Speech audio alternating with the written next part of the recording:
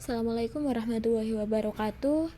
Nama saya Ira Nurhilma Nadila, NIM 19060260012. Di sini saya akan menjelaskan mengenai uji distribusi normal dan regresi linier sederhana.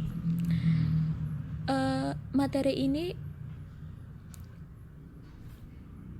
masuk dalam mata kuliah statistik yang diampu oleh Ibu Aziza. Langsung saja di sini saya mau memulai yakni yang pertama mengenai uji distribusi normal. Oke, selanjutnya kita masuk ke uji distribusi normalitas. Distribusi normalitas itu sendiri bisa disebut sebagai data yang bisa dipolakan dengan pola tertentu. Dari situ sehingga bisa menyebabkan persebarannya menjadi jelas, dan itu kemudian bisa digunakan untuk memprediksi nilai yang belum ada atau kejadian yang akan datang.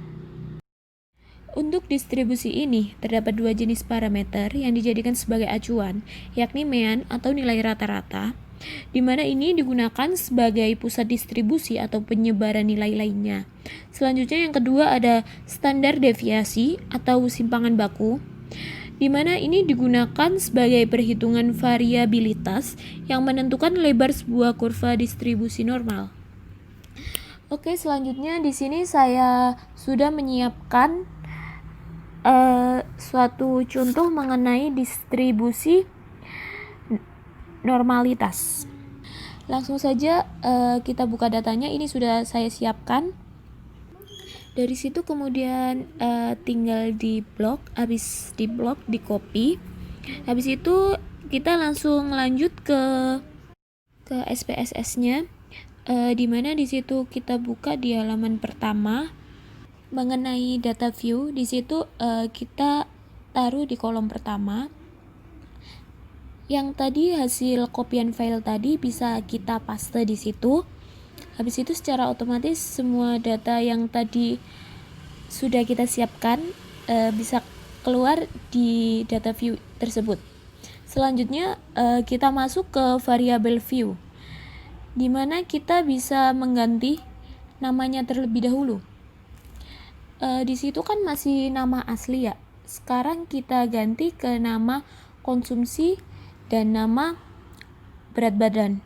Konsumsi ditaruh di tabel pertama, nomor pertama maksudnya.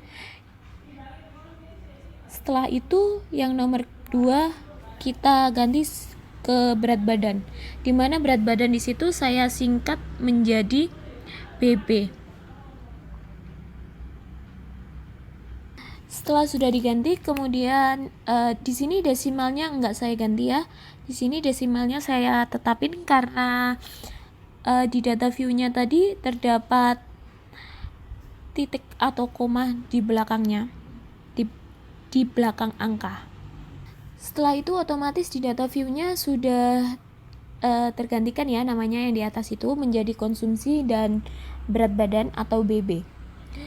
Selanjutnya kita membutuhkan satu lagi di kolom tabel sebelahnya, itu kita butuh data residual, di mana data ini adalah data selisih antara data asli dengan data prediksi. Kalau kita ingin mengetahui data residual, langsung saja kita masuk ke analyze. Setelah itu lanjut ke regression. Setelah regression masuk ke linear. Setelah itu kemudian keluar kolomnya seperti itu. Kan di situ ada dependent sama independent. Kalau dependent yakni variabel yang dapat dipengaruhi. Selanjutnya untuk independent yakni variabel yang berdiri sendiri atau tidak dapat dipengaruhi. Di situ kita langsung ke independennya. Independennya sebelah, bisa diklik di sebelahnya, itu masuk ke kolom konsumsi. Selanjutnya kita untuk yang independennya kita klik dulu yang BB atau berat badan. Habis itu kita klik lagi lagi yang di sebelah dependennya. Setelah itu sudah selesai, lanjut ke bagian save. Bagian save, diklik di unstandardized. Setelah itu klik lagi continue. Setelah continue langsung klik OK. Setelah data residualnya keluar, kita langsung masuk ke uji data normalitasnya. Untuk uji data normalitas itu sendiri, kita bisa langsung ke analyze. Setelah analyze, masuk ke non-parametric. Setelah masuk ke non-parametric test itu, kemudian masuk ke legacy dialog. Setelah ke legacy dialog, ada sampel. Setelah mengklik sampel itu tadi, kemudian keluar data. Habis itu kita pastikan kalau itu normal.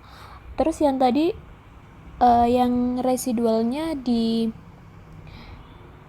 diklik, kemudian diklik lagi di sampingnya. Habis itu kita bisa langsung ke OK. Setelah OK itu tadi, kemudian muncullah nilai di bagian output. Setelah muncul nilai di bagian output itu tadi, kita bisa tahu apakah data distribusi normal bisa dikatakan normal atau tidak.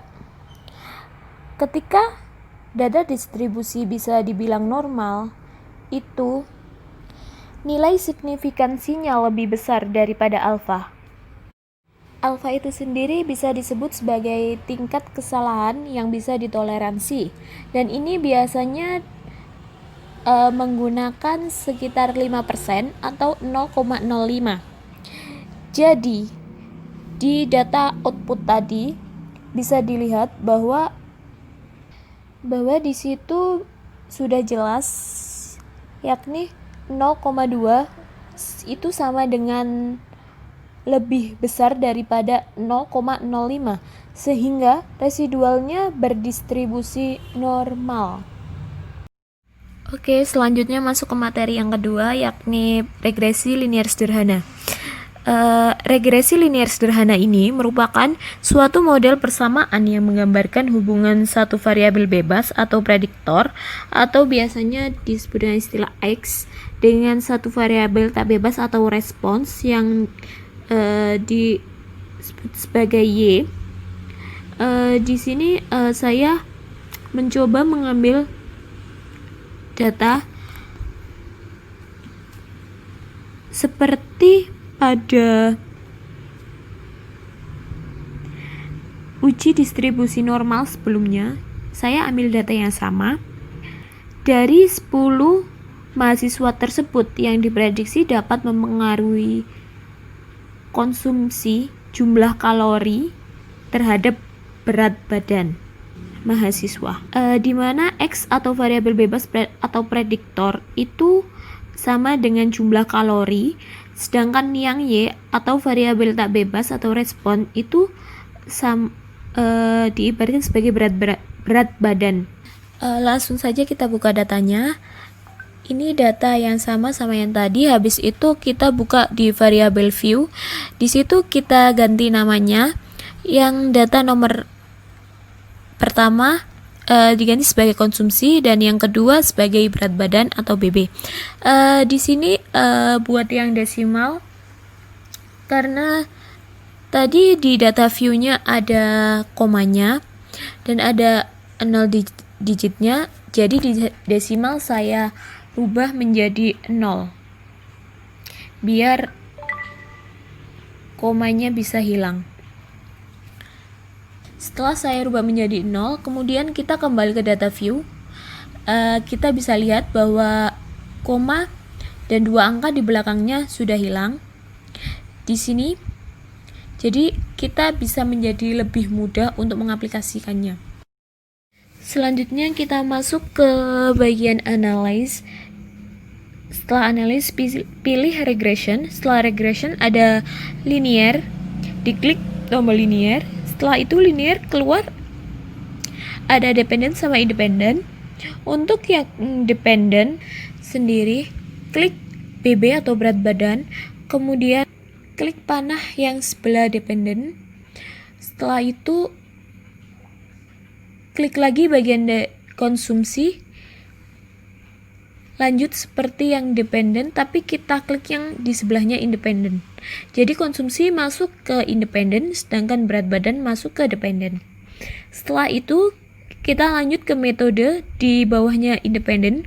Pastikan di metode tersebut sudah memilih di bagian enter. Kan di situ banyak pilihan, tapi kita fokus di enternya saja, kita pilih yang bagian enter. Setelah itu lanjut ke bagian statistik, klik di bagian statistik dan pastikan bahwa kolom estimate sama model fit itu sudah dicentang. Setelah itu kalau semuanya sudah dicentang, lanjut ke continue. Setelah continue, masuk ke option. Pastikan di situ ada use probability, itu sama seperti alpha, dimana di situ entry-nya kita pakai buat 0,05, sedangkan yang satunya adalah 0,10. Pastikan di situ di angka yang itu. Kalau sudah, langsung lanjut ke continue. Setelah semua dirasa sudah tepat, langsung ke klik bagian OK. Setelah itu tunggu sebentar, kemudian akan keluar tombol output, dan dimana output tersebut terdapat beberapa tabel, yang mana daripada berbagai tabel tersebut dapat digunakan untuk menganalisis data. Antaranya yakni ada model tabel summary, model tabel ANOVA, sama model tabel koefisien. Untuk yang model tabel summary yang dijadikan acuan yakni di bagian R-square, terus yang di bagian ANOVA yang dijadikan sebagai acuan yaitu di SIG. Selanjutnya di bagian koefisien yang dijadikan acuan yakni di unstandardized coefficient. Jadi setelah kita tahu semua output tersebut, jadi kita bisa melakukan analisis. Tadi sudah jelaskan mengenai 3 tabel tersebut yang bisa dianalisis. Yang pertama, ini saya mulai dari tabel koefisien.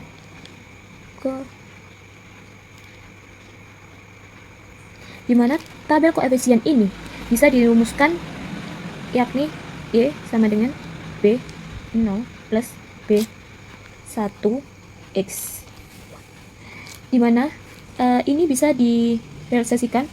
Y-nya berupa berat badan dan X konsumsi kalori. Tapi di sini saya cuma tulis konsumsi, di SPSS juga saya cuma tulis konsumsi karena terlalu panjang. Lanjut, dari tabel SPSS yang tadi menunjukkan bahwa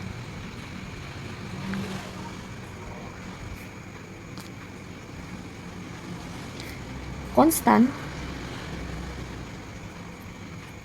atau B0 sama dengan 2608. Kemudian yang konsumsi atau B1 sama dengan 149. Sehingga dari sini model regresinya adalah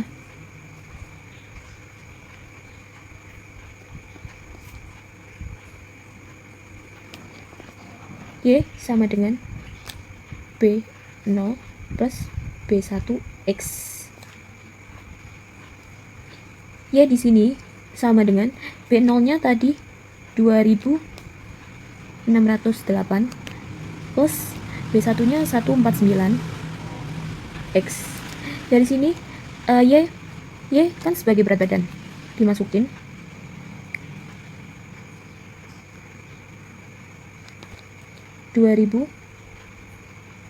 Maaf, 2608 ditambah 149 konsumsi.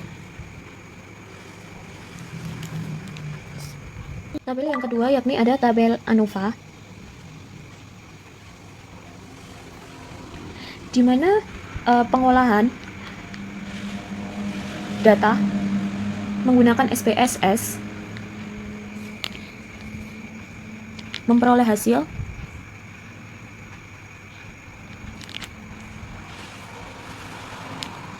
yakni di ANOVA ini yang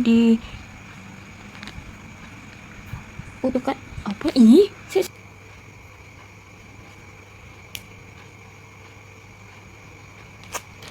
Di mana dalam tabel model summary ini kita bisa gunakan sebagai perhitungan R-square atau koefisien determinasi.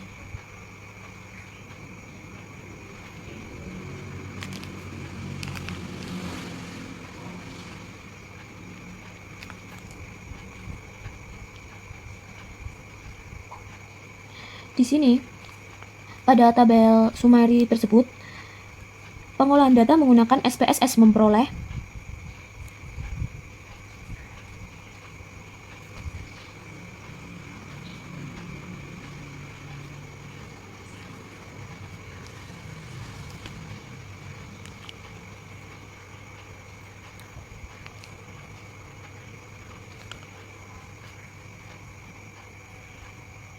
R-square-nya sama dengan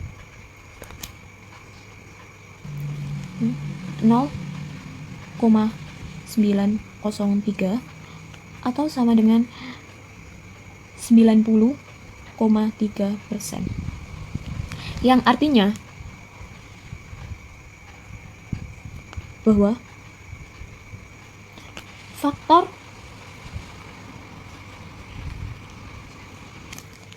konsumsi mempengaruhi berat badan sebesar 90,3%.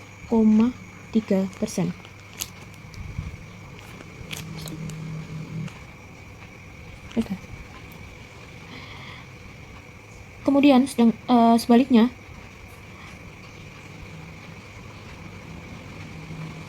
sisanya